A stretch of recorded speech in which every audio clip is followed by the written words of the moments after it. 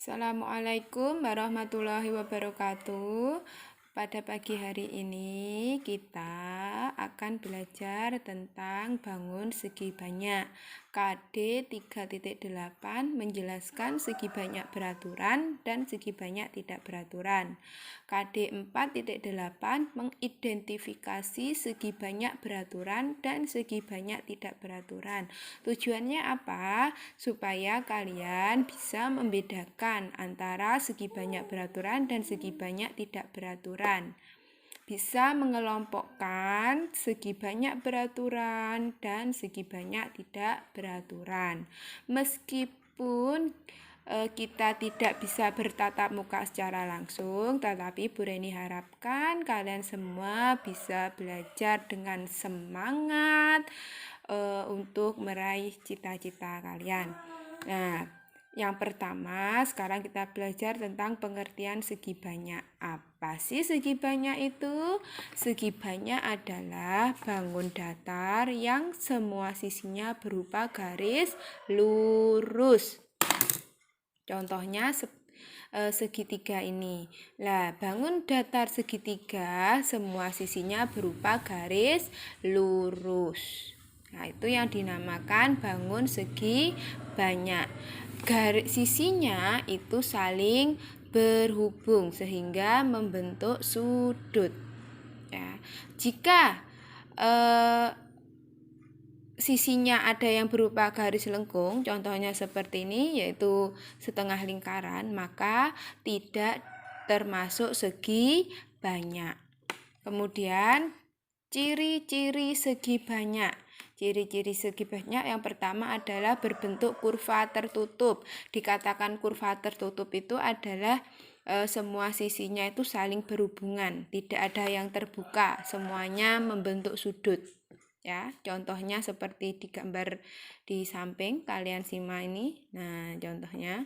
Kemudian sisi-sisinya berupa garis lurus. Nah, ini semuanya berupa garis lurus. Jika sisinya berupa garis lengkung seperti bangun datar lingkaran, meskipun kurva tertutup tetapi tidak termasuk segi banyak. Nah, ini meskipun semua sisinya ini berupa garis lurus tetapi ada yang terbuka, tidak terhubung seperti ini, tidak membentuk sudut, berarti kurva terbuka. Lah, itu tidak termasuk segi banyak.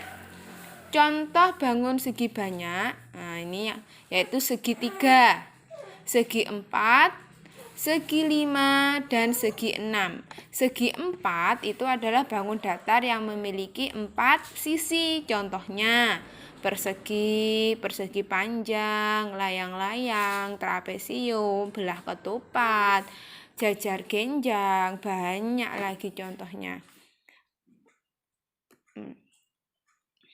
Segi banyak yang memiliki sisi paling sedikit.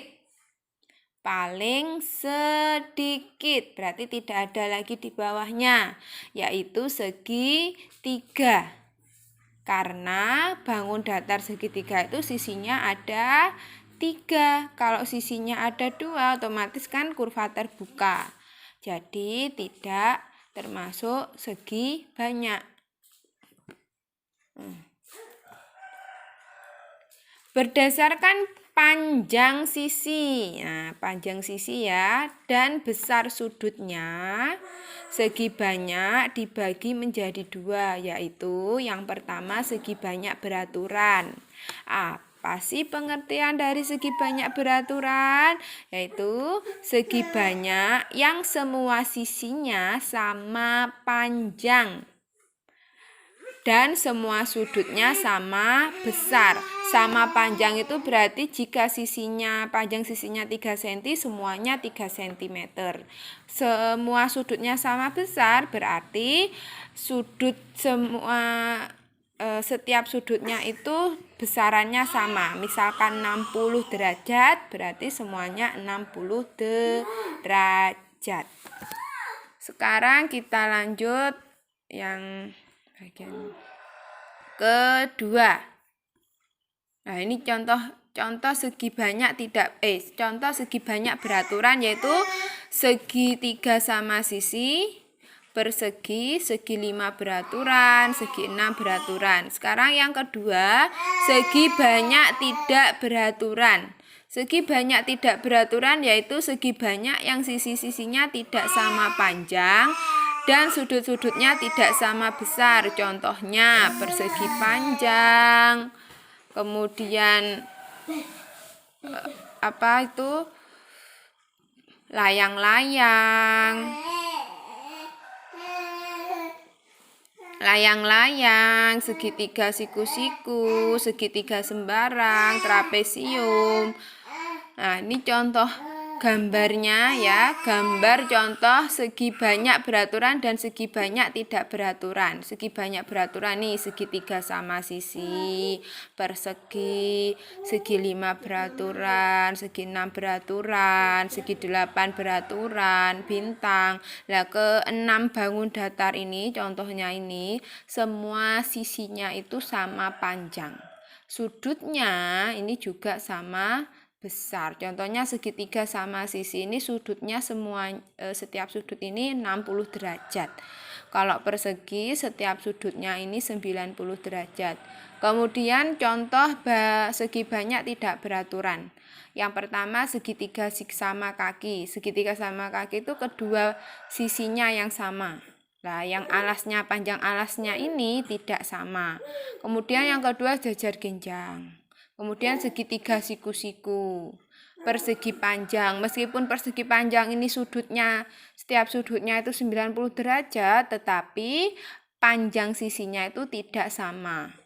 Kemudian ini trapesium. Nah, ini tanda panah. Ini termasuk segi banyak tidak beraturan. Demikian penjelasan dari Bu Reni. Jika masih ada kesulitan ataupun belum paham, silahkan diulang lagi videonya. Kemudian setelah sudah paham, baru silahkan mengerjakan tugas yang Bu Reni berikan. Terima kasih. Wassalamualaikum warahmatullahi wabarakatuh.